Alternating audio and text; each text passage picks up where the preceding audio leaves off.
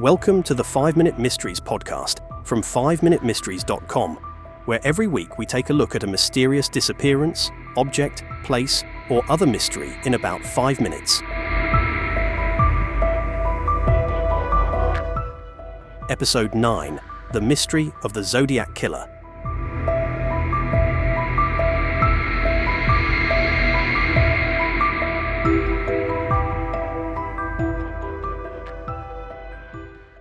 The Zodiac Killer is one of the most infamous and elusive serial killers in American history, a figure whose identity remains unknown despite decades of investigation and speculation.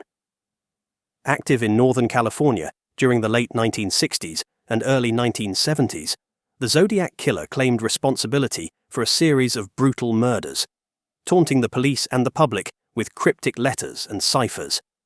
The mystery surrounding the Zodiac Killer has inspired countless books, films, and theories, making it one of the most enduring and chilling unsolved cases in the annals of criminal history. The Zodiac Killer's reign of terror began on the 20th of December, 1968, with the murder of two teenagers, Betty Lou Jensen and David Faraday, near Vallejo, California. The young couple was parked on a remote road when they were ambushed and shot at close range. There were no witnesses, and the crime seemed to be without motive. However, it was only the beginning of a series of killings that would baffle law enforcement and terrorize the public. On the 4th of July, 1969, another young couple, Darlene Ferrin and Michael Mageau, was attacked in a similar manner, also near Vallejo. Ferrin was killed, but Mageau miraculously survived, despite being shot multiple times.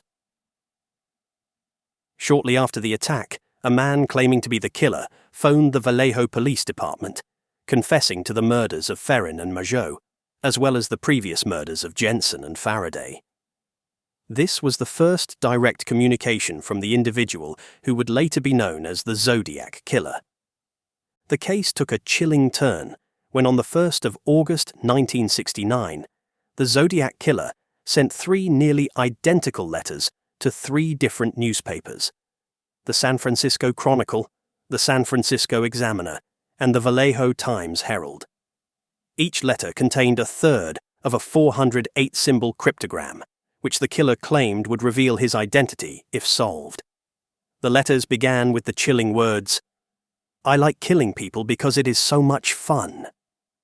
The Zodiac demanded that the cryptograms be published on the front pages of the newspapers, threatening to go on a killing spree if his demands were not met. The cryptograms were indeed published, and within days, a school teacher named Donald Harden and his wife Betty managed to solve the code. The message within was disturbing, describing the killer's love of murder and his belief that his victims would serve him in the afterlife. However, the cipher did not reveal the Zodiac's identity, and the police were no closer to catching him.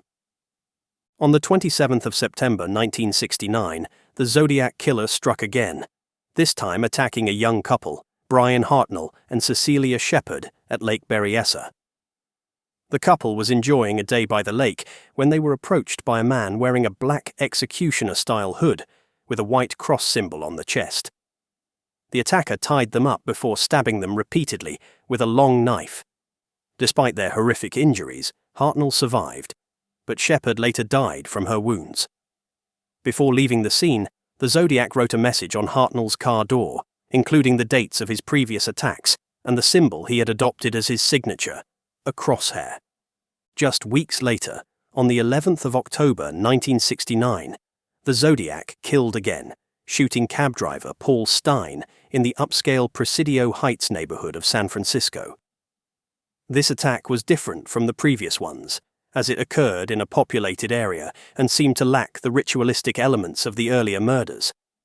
However, the Zodiac left behind a crucial piece of evidence: a portion of Stein's bloody shirt, which he later mailed to the San Francisco Chronicle along with a taunting letter. The Stein murder marked the last confirmed killing by the Zodiac, but the letters continued. Over the next few years, the Zodiac sent numerous letters to the press and the police, each one filled with cryptic messages, threats, and boasts.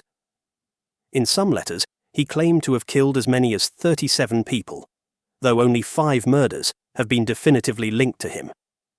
The Zodiac also sent more ciphers, some of which remain unsolved to this day, adding to the mystery and intrigue surrounding the case. The Zodiac's ability to elude capture, despite the extensive manhunt and media attention, only heightened his notoriety. The case became a national obsession, with amateur sleuths, journalists, and law enforcement officials all trying to crack the killer's codes and uncover his identity. Various suspects have been proposed over the years, but none have been conclusively linked to the crimes. One of the most prominent suspects was Arthur Lee Allen, a convicted child molester who was linked to the Zodiac by circumstantial evidence. Allen's behavior, along with several pieces of evidence, including a Zodiac watch found in his possession and witness statements, led many to believe that he was the killer.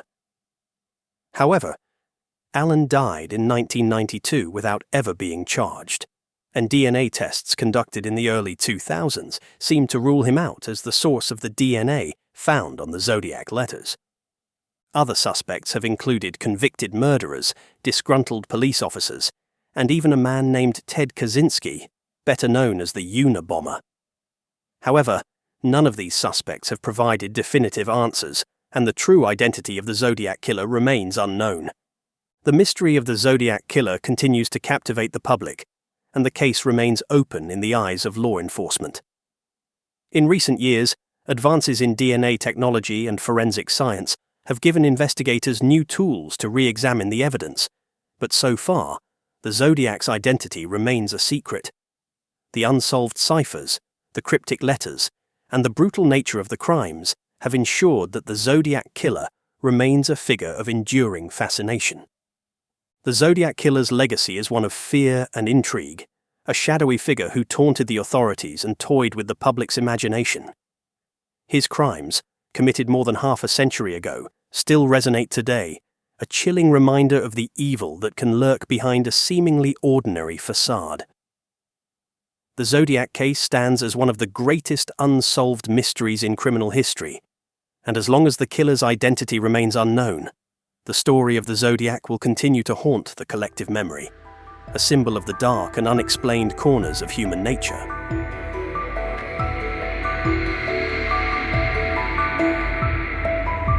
I hope you enjoyed that episode of the 5-Minute Mysteries podcast from 5minutemysteries.com.